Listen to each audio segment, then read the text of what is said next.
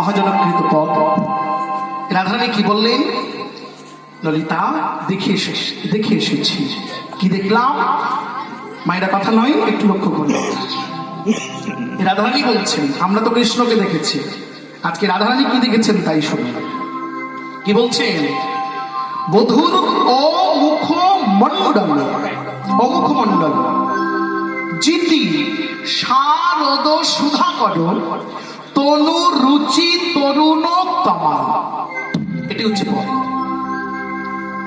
কি বলছেন? প্রথমে বললেন অমুখমণ্ডল। এখানেই জিজ্ঞাসা চিহ্ন, কেন অমুখ? কেন?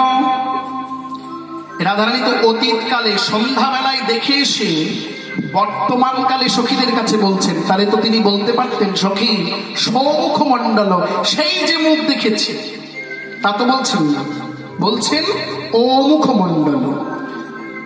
বোঝাতে চাইলেন সেই যে দেখে এসেছি তা নয়, আমি এখনো দেখছি, তাই শোনই অমুখমণ্ডল। শুধু ও এর ব্যাখ্যা, ও কেন?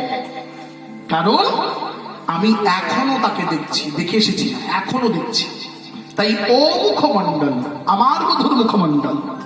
সেটি কেমন? জিতি মানে জয় করেছে শারদ সুধাকর। সুধাকর মানে চাঁদ। কোন চাঁদ?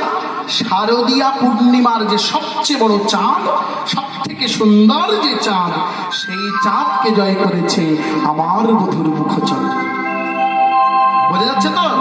কীর্তন বুঝতে পারছেন? মায়েরা বুঝতে পারছেন না? ঘুম পেয়েছে? রাগ করছেন আমার উপর? যাক, তাহলে বধুর অমুখমণ্ডল জিতি জয় করেছে শারদ সুধাকর। পরক্ষণে বললেন তনু রুচি তরুণ তমা। তনু মানে দেহ, তনু রুচি, তনু মানে দেহ, রুচি মানে শোভা। দেহের শোভাটা কেমন?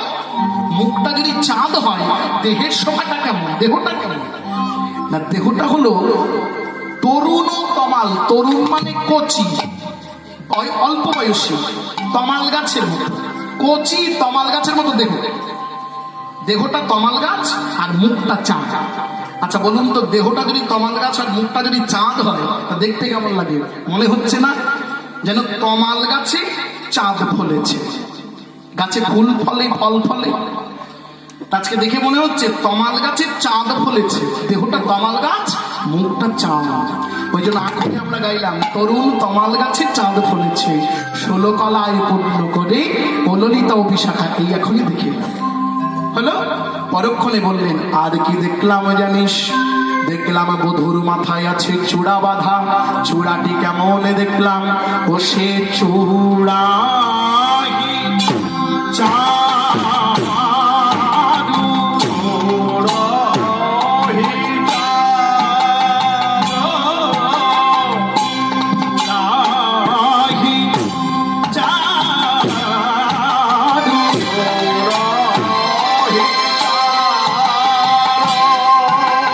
শিখন